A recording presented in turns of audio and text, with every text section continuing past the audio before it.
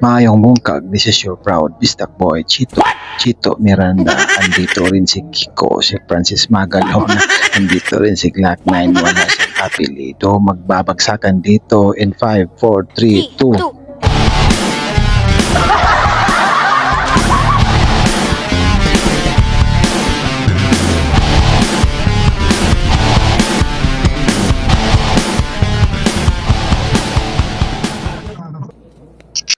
So this is it mga guys, no? Ang behind the scene ni Travis as a product endorser sa Growthol Multivitamins.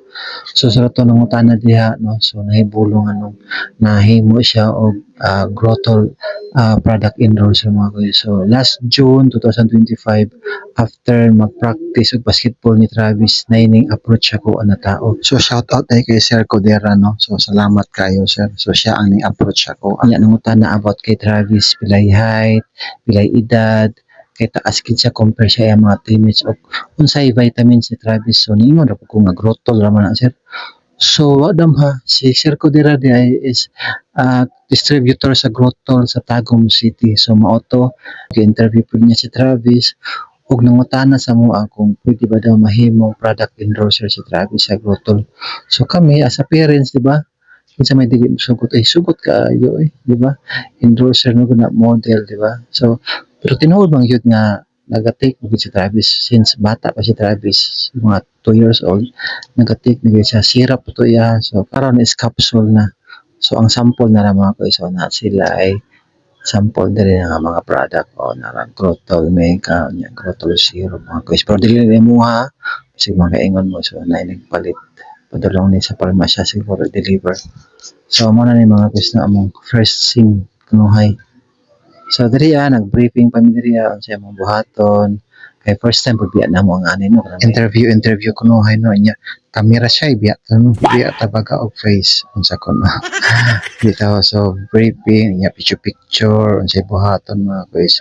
So mao lang ni siya mga guys no. So after ani nagkan pa to kipabuhat sa amo labi na kay Travis. Mo input lang ko no about kay Travis. So si Travis na tong bata pa na siya. Pagtugi na mo abnormal si Travis.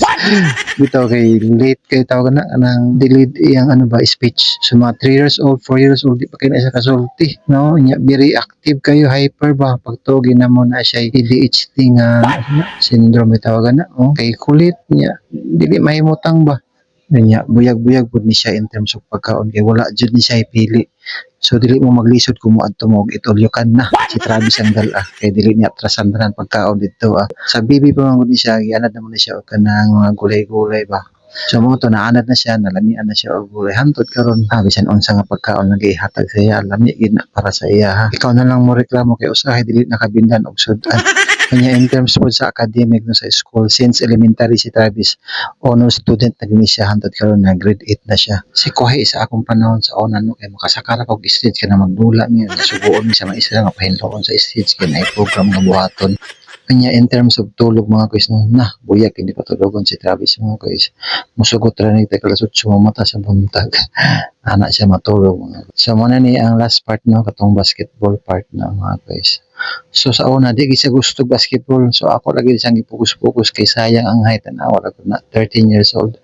Hapit na mag 6 flat ang height. So ang height niya karon is 182 cm. So gamay na lang good para mag 183. Kaya ang 183 is 6 foot na siya.